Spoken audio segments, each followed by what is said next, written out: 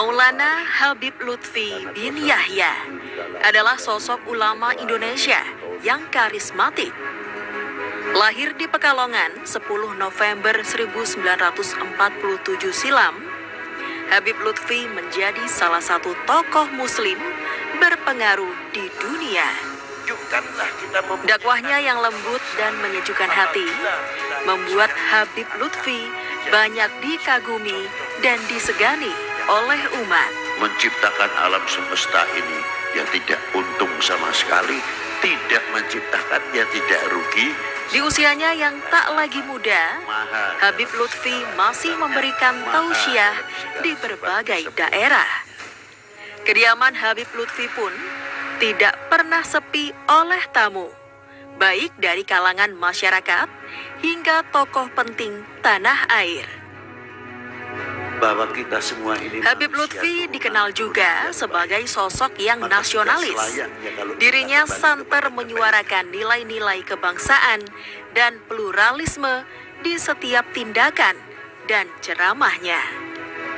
Bagaimana pandangan-pandangan yang sehat, bagaimana pandangan-pandangan dan pendengaran-pendengaran yang sehat, mulut-mulut yang sehat, menjadi berkat umat, berkat bangsa, dan lain sebagainya, penyujuk umat, bukan untuk menakut-nakuti umat. Dan saat ini, Habib Lutfi pun menjadi salah satu anggota Dewan Pertimbangan Presiden periode 2019 hingga 2024.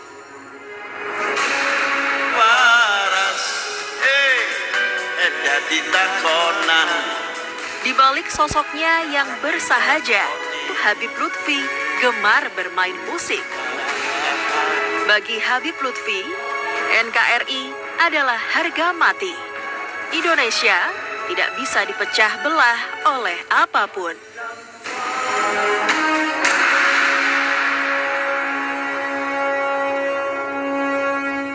Kali ini Kick Andy special guest hadir lagi bersama tamu yang istimewa sekali. Di sini kita akan ngobrol tentang berbagai hal, terutama tentang ketakutan, kekhawatiran lunturnya nasionalisme di kalangan anak-anak muda, di kalangan masyarakat Indonesia, dan juga tentu saja konflik-konflik antar agama, antar suku yang belakangan ini menjadi isu yang dominan, terutama di media sosial. Untuk itu, hari ini kita akan ngobrol dengan Habib Lutfi bin Yahya. Habib, sehat? Sehat, alhamdulillah, amin. Oke. Nah, Habib, kan Anda akrab sekali dipanggil Habib Lutfi. Kata Habib ini belakangan dipertanyakan juga. Kenapa begitu banyak orang yang memakai gelar Habib, tapi kemudian dipertanyakan kehabibannya. Nah, sebenarnya boleh dijelaskan sedikit. Jadi siapa yang sebenarnya berhak disebut Habib? Assalamualaikum warahmatullahi wabarakatuh. Salam sejahtera untuk kita semuanya. Bahwa panggilan Habib, kita mengambil segi makna dahulu. Makna Habib adalah kekasih. Khususnya kalimat Habib ini dipergunakan di beberapa daerah. Seperti kalau di Hadramaut atau sebagian Yaman yang dipandang masih ada keturunan dari baginda Nabi, banyak dipanggil Habib atau dalam lafal jamaknya Habaib itu. Tapi kalau segi maknawi, kalimat Habib bisa saja diberikan kepada orang yang dicintai atau yang dikasih. Itu diantaranya itu. Jadi bisa menjadi khusus, juga bisa menjadi tidak. Kalau segi maknawi. Iya. Ya.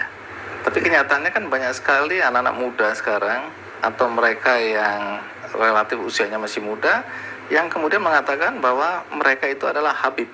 Gitu. Boleh, masyarakat boleh. kan bingung. Ya. Ini bagaimana kita mendefinisikan Habib dan bagaimana memverifikasi apakah dia benar-benar Habib atau dia memang boleh menggunakan gelar Habib atau tinggal lagunya kalimat itu sendiri sebetulnya. Kalau mungkin di Jakarta atau di lain daerah Habib ini lebih populer, pastinya untuk dihubungkan dengan keturunan, pasti yang dipanggil Habib itu kebanyakannya yang mempunyai salasilah atau silsilah. Nah, itu bisa digunakan kalimat Habib itu menjadi khusus. Tetapi kalau kita ambil makna kalimahnya, bisa saja kita mengundang kekasih saya panggil ya Habibi, wahai kekasihku, atau ya Fuadi, itu juga bisa. Jadi kalimah ini bisa khusus, sekali lagi saya ulangi, khusus juga bisa tidak. Tinggal pengertian orang yang sendiri bagaimana cara memanggil Habib atau yang mengaku. Yang mengaku kalau memang dasarnya punya hak, begitu kan, memang dia punya silsilah, oke sajalah, monggo-monggo mawon. Itu saja mau dipanggil Habib atau kita muliakan dengan kalimat Habib karena faktor keturunan. Kalau seseorang sudah dipanggil atau diberi gelar atau mendapat gelar Habib, itu ada konsekuensi nggak terhadap sikap, tindak laku, dan lain-lain? Ya kalau sudah merasa keturunan orang yang baik-baik, harus ada konsekuensinya. Misalkan bapak saya begini, kakek saya adalah orang yang begini. Bagaimana dulu bapak atau kakek-kakek saya seorang pejuang-pejuang yang ikut mempunyai kontribusi dalam kemerdekaan bangsa ini, mengapa kita tidak mau meniru dengan para beliau? Mestinya kita malu kalau dipanggil Habib karena kita belum mampu meniru para beliau. Walaupun sahih, betul kita keturunannya.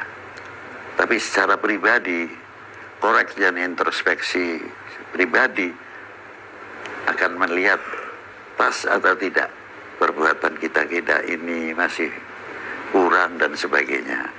Itu diantaranya. Jadi ada konsekuensi lah ya. Jelas. Jadi bukan karena kita sudah disebut Habib, kemudian kita leluasa untuk bersikap, tidak seperti itu ya. Betul. Baik, sekarang ke isu intoleransi. Ya.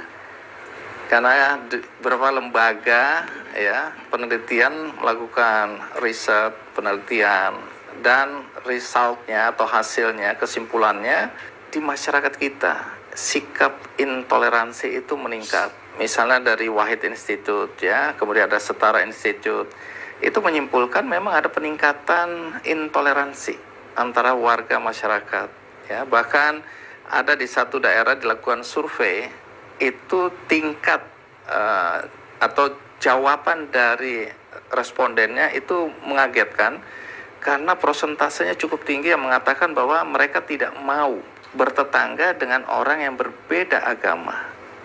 Nah, soal toleransi ini bagaimana di mata Habib? Sebetulnya kalau toleran, yang namanya toleran itu tidak mengiyakan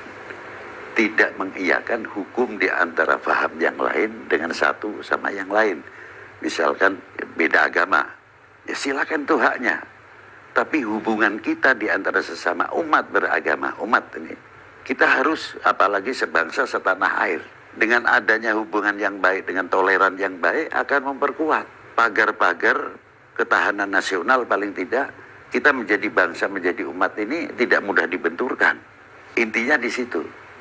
Nah, toleran ini sudah dilakukan sudah 1400 tahun yang lalu, lebih malahan. Bagaimana Rasulullah pada waktu itu membuat piagam Madinah. Begitu kumpulkan orang-orang Yahudi, tokoh-tokoh suku yang ada di kota Yathrib dulu, Madinah dan lain sebagainya, dikumpulkan, diberi hak masing-masing. Yahudi diberi haknya Yahudi, yang suku-suku semua diberi hak masing-masing. Begitulah. Nah, sekarang kan sudah ada contoh tuntunan yang baik. Apa itu? Tinggal kita meneruskan yang apa yang telah diajarkan oleh baginda Nabi dengan piagam Madinah tersebut. Bahkan di Indonesia ini, di kitab buku Babat Tanah Jawa, itu disebutkan di situ, Brawijaya mengangkat Malik Ibrahim menjadi Menteri Ekonomi dan Menteri Irigasi. Yang satu lagi Ibrahim Asmarokondi, ayah Kanjeng Sunan Ampel, ayah Maulana Ishak, ayah Sunan Bedilan, beliau diangkat menjadi Menteri Keuangan. Kita berpikir mestinya yang mengangkat agamanya apa, yang diangkat agamanya apa. Kok bisa bekerja sama dengan baik? Contoh itu sudah dulu dicontohi oleh beliau-beliau para pendahulu. Kenapa sekarang di generasi kita sekarang ini kok justru perbedaan itu yang lebih dijadikan alasan untuk tidak bisa bersama-sama seperti dulu lagi? Kalau kita jawab sulit, Pak. Karena kita terkadang, tidak semuanya ya saya maksud, tanggung ilmunya dan wawasannya. Masalahnya itu. Kalau wawasannya luas dan banyak bergaul, apalagi kalau kita sudah menyinggung ekonomi. Iya. Ekonomi kan tidak memandang siapa yang pembeli dan siapa penjual. Open sifatnya dunia ekonomi. Penjualnya apapun agamanya, pembelinya apapun agamanya. Titiknya cuma satu, bagaimana cari keuntungan kebersamaan, tidak untuk saling merugikan. Ini sudah menjadi contoh yang luar biasa sebetulnya. Dan bagaimana dulu para wali masuk ke Indonesia, terutama khususnya wali-wali 9, jangan dikira wali-wali 9 itu masuk Indonesia dengan adu kesaktian, bukan. Sangat rasional sebetulnya. Contohnya apa? Ya, pedagang-pedagang. Sampai disebutkan saudagar-saudagar Islam yang masuk ke Indonesia. Bukan disebutkan ulama, padahal saudagar itu banyaknya ulama-ulama yang menggunakan kesaudagaran untuk tentang ekonomi lebih mudah memasuki rumah ke rumah. Coba kalau kita masuk ke rumah, si A masuk ke rumah, terus langsung bertanya, Bapak sudah tahu agama A atau agama B? Bapak harus belajar, harus ikuti ini. Orang lari, Pak. Jadi pendekatannya Ya, tidak berdebat aja untung. Karena kedua pihak mempunyai kefanatikan masing-masing. Tapi coba para wali-wali dahulu, yang saudagar-saudagar itu, masuk ke rumah dengan membawa dagangannya, enak. Kenalnya juga mudah. Assalamualaikum, selamat siang. Oh, monggo Pak. Bawa apa ini Pak? Ini kembang kencur lah, payu syukur. Gitu lah. Akhirnya komunikasi. Dari mana dan bagaimana ini barangnya dan sebagainya. Beliau mendatangi belum tentu agamanya sama. Sampai beliau maju ekonominya, bagaimana cara memasukkan income untuk tiap kerajaan-kerajaan pada waktu itu seperti di Pejajaran ataupun di Brawijaya dan lain sebagainya. Tidak banyak yang menunjukkan konflik-konflik yang berarti, tidak ada. Ini menarik, Habib, statement ini ya. Karena baru-baru ini kan ramai juga di media sosial yang mengatakan, yang dimana salah satu tokoh yang mengatakan bahwa jangan menjual, ini buat yang Muslim ya, jangan menjual kue pesanan untuk hari Natal. Karena itu haram hukumnya. Ya, terus? Ya ini kan membingungkan buat orang-orang. Jadi menurut Habib, kalau ada persoalan seperti ini, kembali kepada cerita tadi. Repot juga kalau kita menjawab, Pak. Artinya begini, seumpamanya saya beli kecap tanpa pesanan. Untuk Natal, untuk apa?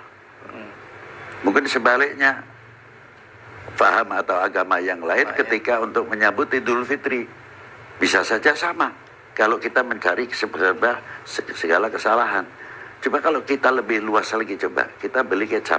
Kebetulan yang punya kecap ini perusahaannya non-muslim atau yang dari agama lain juga pandangan ini punya muslim. Itu satu contoh.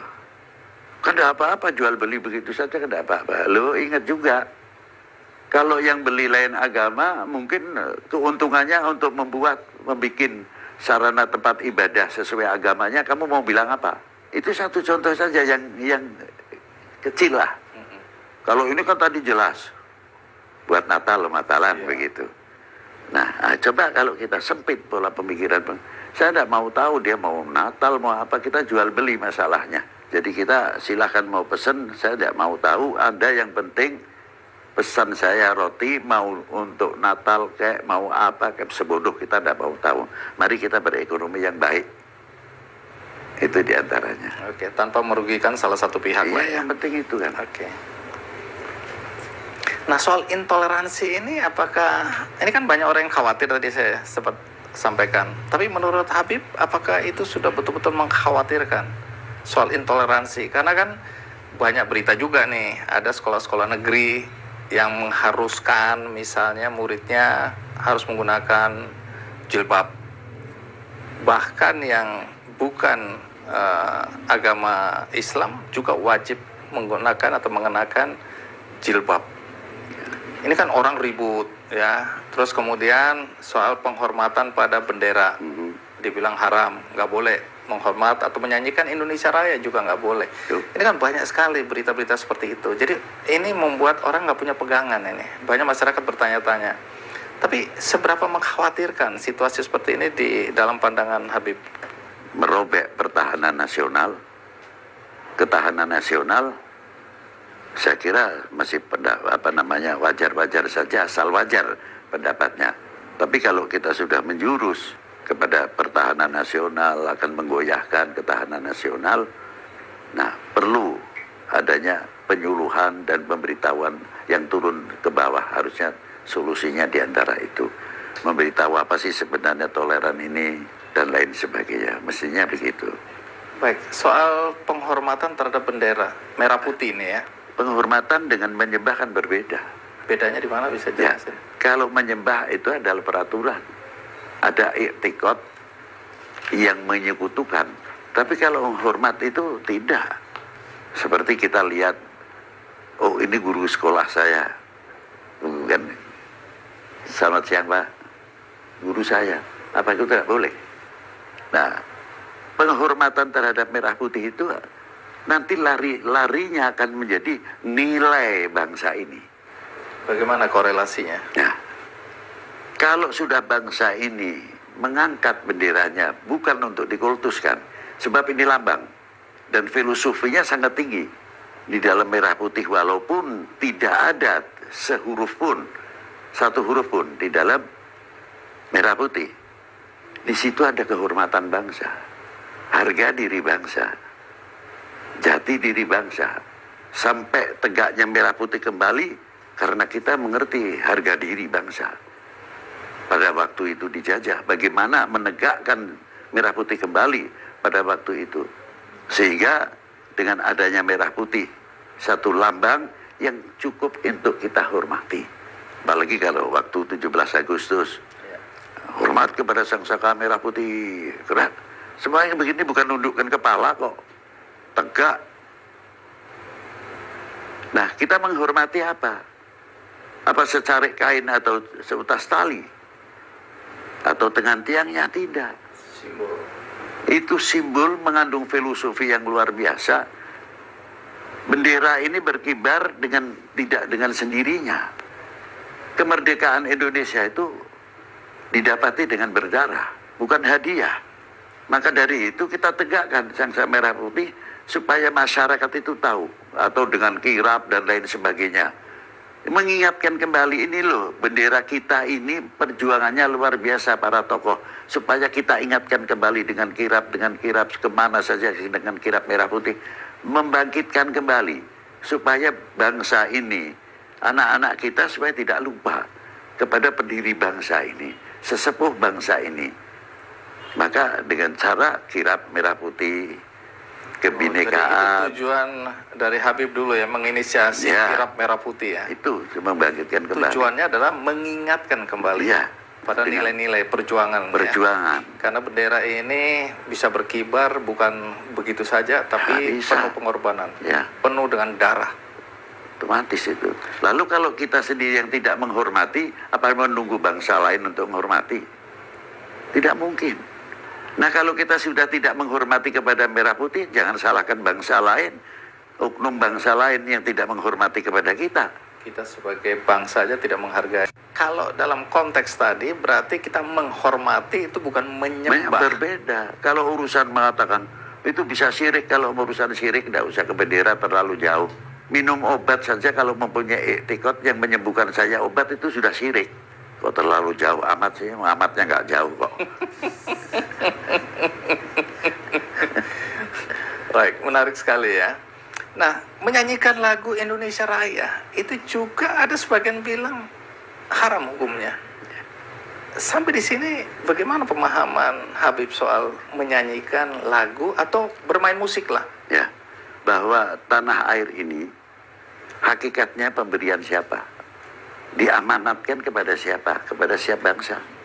Allah Ta'ala menciptakan suku bangsa untuk saling mengenal hak-haknya negara-negara bangsa-bangsa lain, supaya kita tahu dan lebih jauh mengenal. Kalau sudah kita mengenal, pasti akan saling menguntungkan. Itu satu contoh. Apalagi kita mengenal negeri kita sendiri. Kita tahu bangsa yang lain diberi tanah yang begitu hebatnya. Ada yang selebar sekian juta kilometer, ada yang sekian dan sebagainya. Nah, ucapan terima kasih kita kepada pemberi dengan bentuk tanah Indonesia yang luar biasa ini. Negara kita itu negara besar loh Pak. Dari Sabang sampai Merauke itu hampir perjalanan kita ke Jeddah. Itu diantaranya. Bangsa kita pun bangsa yang besar. Sudah melahirkan yang luar biasa kalau kita mau melihat sejarah. Satu contoh, 1000 tahun yang lalu, bangsa kita sudah mampu membuat Borobudur, Prambanan. Saya tidak mau tahu lah itu digunakan untuk orang lain dan sebagainya. Tapi ini fakta bahwa bangsa kita itu sudah maju dari dahulu. Apalagi kalau kita ambil filosofinya lebih jauh. Kita lihat lautan.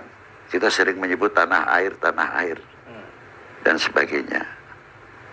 Mestinya kalau kita lihat laut, apa keistimewaannya? Kalau kita memandang paling gelombangnya besar. Secara fisik yang kita lihat ya. Ikannya besar-besar, apalagi kita lihat di tempat pelelangan pelabuhan itu banyak sekali. Tapi apa falsafah di balik air laut ini? Sebatas itu tadi yang kita lihat di pelabuhan atau di laut. Padahal kalau kita lihat semua limbah yang dibawa oleh anak sungai ataupun sungai-sungai yang besar bermuara ke laut. Semua bermuara ke laut. Oke. Ya, itu diantaranya. Tapi tidak mampu sampai ke tengah. Semuanya diminggir oleh gelombang, dihantam. Laut masih bisa menerima ini tidak benar dan tidak benar. Istimewa betul. Jadi ini ada filosofi air laut. Ya, ikan yang di laut. Iya. Masa kita beli ikan yang dari ikan laut masalah. Mestinya tanpa garam dong. Karena udah asin. Karena sudah hidupnya di kalangan yang asin. Iya, tapi ternyata Kasih ya masih membutuhkan asin lagi. Oke. Ya. Kok asinnya air laut tidak intervensi kepada ikan-ikan? Iya. Supaya badannya asin semuanya. Sehingga meringankan orang yang beli ikan mengambilkan laut tanpa garam lagi. Ternyata tidak. Tidak. Dan ikannya pun tidak memaksakan air asin, harus ikut saya. Hidup dua-duanya dengan rukunnya antara ikan dan laut. Tapi ada yang lebih jauh dari itu. Apa itu? Per detik ini kalau musim kemarau kira-kira berapa juta kubik yang masuk ke air laut. Belum waktu musim hujan. Hujan. Ya. Oke. Jadi air hujan yang tawar itu ya? Ya, miliar. Iya. Miliaran kubik masuk ke laut. Ke laut. Tawar kan airnya. Iya. Mampu tidak merubah asinnya air laut? Air laut tetap asin. Itulah laut mempunyai jati diri. Masa kita kalah dengan laut kalau laut mempunyai jati diri, harga diri yang tidak mudah digoyahkan. Itu istimewanya. Ini pelajaran berharga hari ini ya. Oke. Belajar dari filosofi air laut. Air laut diantaranya itu tadi. Dengan contoh-contoh tadi. Baik, artinya sebagai bangsa kita nggak boleh kehilangan jati diri. Tidak boleh. Ya, mau datang gelombang budaya-budaya asing, ya. Kemudian kata-kata kepercayaan-kepercayaan asing, tapi kita sebenarnya sudah mempunyai jati diri tadi ya sebagai bangsa Indonesia. Artinya Habib ingin menekankan bahwa kita berpegang pada jati diri kita, begitu. Ya. Jadi soalnya yang contoh yang real aja yang gampang. Ya. Kita senang film India atau dengan lagu-lagu Indianya atau dangdut. Lalu kita terbawa arus kehidupan kita kayak India. Yang satu lagi senang lagu Barat. Kehidupan kita terbawa oleh arus Barat. Kan tidak. Indonesia adalah tetap Indonesia. Walaupun kita senang lagu Barat atau lagu dangdut India dan sebagainya, tetap jati diri itu muncul. Itu diantaranya. Jadi kesadaran ini yang harus dijaga terus. Harus dijaga harusnya. Tapi tidak boleh tinggal dari peranan-peranan bapak-bapak dari tokoh-tokoh masyarakat. Harusnya bisa turun memberikan pengertian lebih jauh. Nilai-nilai nasionalisme itu sendiri. yang Kalau perlu. ngomong sama Habib gini kan banyak orang merasa tenang, teduh, ya merasa percaya dirinya meningkat lagi. Bahwa kita ini bangsa yang besar, kita punya jati diri, ya. Kita percaya tentang besarnya negara kita, besarnya bangsa kita. Tapi realita di luar kan nggak sama seperti Habib. Ada orang yang bilang bahkan ideologi Pancasila itu sudah nggak relevan lagi, udah nggak laku lagi. Kalau sampai di situ, bagaimana pandangan Habib soal pernyataan seperti itu? Ya, pendapat boleh-boleh saja yang menuai pendapat.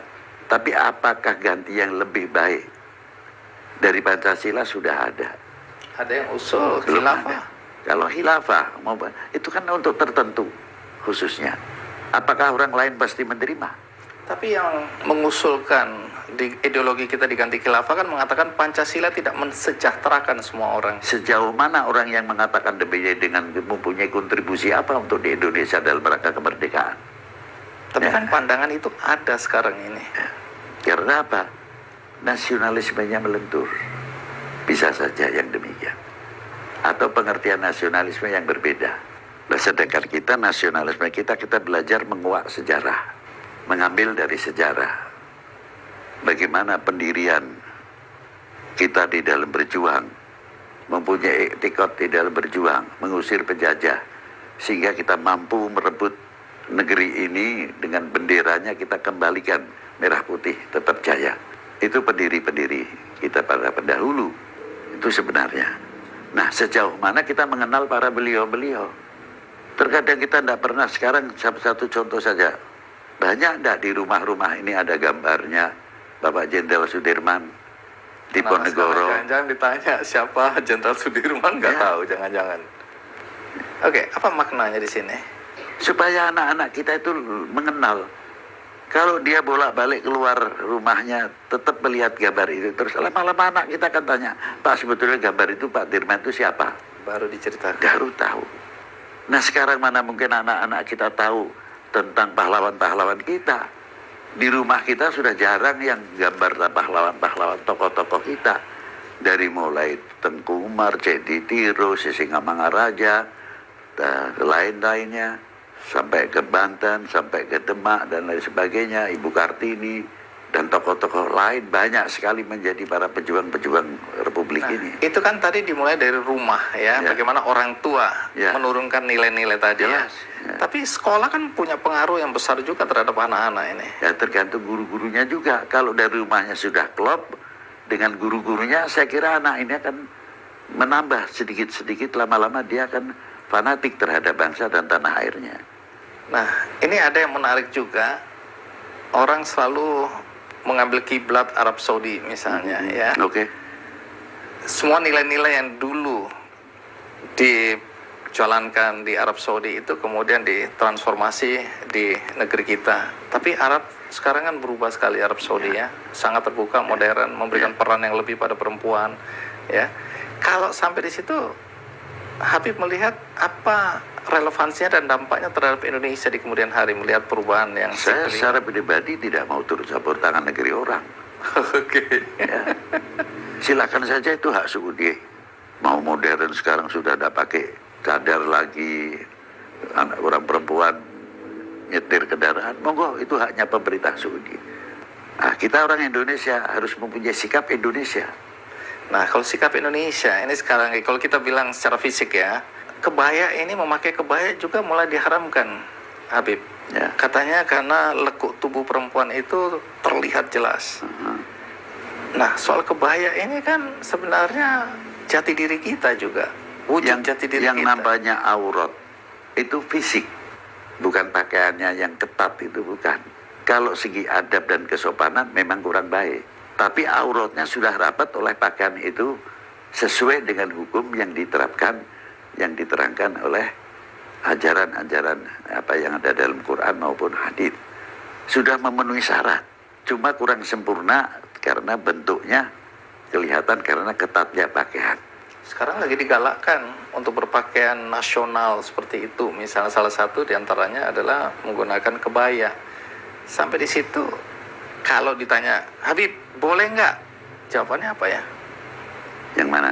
Selagi tidak membentuk auratnya, silakan saja. Silakan. Namanya budaya pakaian kan ada ketentuan-ketentuannya sendiri-sendiri. Jadi kita tidak bisa memaksakan. Tapi kalau kita ambil secara hukum dan penilaian dari segi akhlak dan adab, ya kita pakai. Bagaimana supaya daya seksi itu tidak mengundang pengaruh kepada yang lain. Itu yang kita khawatirkan. Ulama-ulama terkadang berpandangan keketatan pakaian itu bisa membentuk fisik atau body seseorang, khususnya wanita. Juga sama. Apakah yang demikian itu umpamanya kaum lelaki juga pakaian yang ketat begitu, bagi kaum perempuan pun juga memandang, wah ini ganteng betul, tinggi besar, ini hebat ini orangnya. Sama juga, bisa saja. Kembali kepada akhlak dan adab yang perlu kita terapkan itu di situ. Sesuai dengan sunnah Nabi. Itulah ajaran di antara kita. Ini masih abu-abu ini orang menangkapnya, Habib. Jadi kalau orang menggunakan kebaya, kalau dalam pandangan Habib sendiri, bagaimana menyikapi ini kan masih kebaya urusan pakaian itu kan bisa saja ala kebaya. Kalau segi hukum itu yang penting rapat, auratnya tidak terbuka. Itu prinsipnya di situ. Tinggal nanti kita bikin adabnya bagaimana, akhlaknya bagaimana, atau adabnya ketika kita menggunakan pakaian. Jenis mau pakaian abaya atau mau pakaian kebaya, yang penting tidak membuka aurat. Itu yang prinsip itu saja. Di masyarakat juga sekarang ini lagi ribut-ribut soal beberapa pekerjaan yang dianggap haram, ya, kerja di bank karena ini berkaitan dengan riba, kemudian pramugari karena menonjolkan kewanitaannya katanya gitu. Terus ada pekerjaan-pekerjaan misalnya yang jual rokok, itu pekerjaan yang haram. Kerja di pabrik rokok juga adalah pekerjaan yang haram. Sampai di sini bagaimana kita mendefinisikan pekerjaan yang tidak haram misalnya di dalam Islam? Ya, prinsip yang pertama, jangan melihat pekerjaannya dulu. Nanti kita baru melihat kerjaannya. Bagaimana mencari solusi andai kata itu tidak boleh semua, apa solusinya? Itu yang saya tanyakan. Kalau dia keluar dari bank, jaminannya apa untuk orang ini? Kehidupannya. Dia punya anak, punya istri. Apakah kita sudah mempersiapkan modal untuk memberikan modal perdagangan untuk mereka? 1 hari, 2 hari mungkin masih dapat sana sini. Apakah itu akan mendidik dengan baik? Coba cari solusinya dulu. Pabrik rokok berapa ratus ribu pekerja di pabrik rokok. Mayoritas muslim. Lalu kalau kena PHK karena diharamkan, kita sudah siap lapangan kerja atau belum? Kalau sudah siap, silakan. Baik-baik saja. Satu itu. Jadi saya tidak mau berbicara yang mana kerja di sini tidak boleh. Oke, sudah kita terima umpamanya. Tapi saya mikirkan solusinya, bukan masalah lapangan kerjanya saja. Itu yang penting. Jadi Habib mau ngajak Pak melihat realita ya dalam kehidupan. Seperti kita lihat anak kecil mainan peso. Ya, contoh yang masuk akal boleh, tidak boleh. Kalau kita mau merebut pesonya, bisa salah satu yang kena anaknya atau yang merebut yang kena. Coba kita cari solusi apa? Nak, coba. Ini ada pelepah pisang. Saya buatkan bedil-bedilan ya. Atau kuda-kudanan ya. Ini pinjam pesonya. Kuda-kudanan jadi berikan, peso selamatlah. Itu solusi. Oke, paham. Nah, ini kan menarik juga. Hampir semua kegiatan atau acara-acara Habib Lutfi ini kan dimulai dengan pengibaran bendera, penghormatan pada bendera, menyanyikan Indonesia Raya, ya. Dan kemudian tadi menarik sekali, Habib selalu mengembalikan semua nilai-nilai itu pada sejarah bangsa kita. Mengajak serta ayo kita kembali melihat dasar-dasar kenapa negeri kita ini ada atau bangsa kita ada, begitu ya? Ya. Itu dengan sengaja ya? Ya, bukan tidak sengaja, dengan pengalaman sejarah. Sehingga kita walaupun sedikit yang baru kita baca, bagaimana melihat perjuangan-perjuangan beliau. Sehingga banyak di makam pahlawan di mana saja ada tulisan pahlawan tak dikenal dan sebagainya. Belum yang pendahulu semuanya, tokoh-tokoh dari muslim khususnya dan tokoh non muslim yang merasa bertanggung jawab bersama-sama kita bagaimana mengusir penjajah, karena nasionalisme yang cukup tinggi dan luar biasa itu diantaranya. Jadi waktu kita ada sambungannya, mengapa kita melakukan lagu kebangsaan. Lagu kebangsaan itu bukan satu hanya kebanggaan, tinggal dari sudut mana cara mengartikan. Nah, coba kita lihat sekelumit yang di atas sendiri lagu kebangsaan. Syairnya maksudnya? Ya, Indonesia tanah airku, tanah tumpah darahku. Yang saya tanyakan ini kita melakukan atau seremonial atau karena peraturan? Sejauh mana anak-anak kita mengerti itu? Padahal dalam ucapan sudah berani mengatakan Indonesia tanah airku, tanah tumpah darah.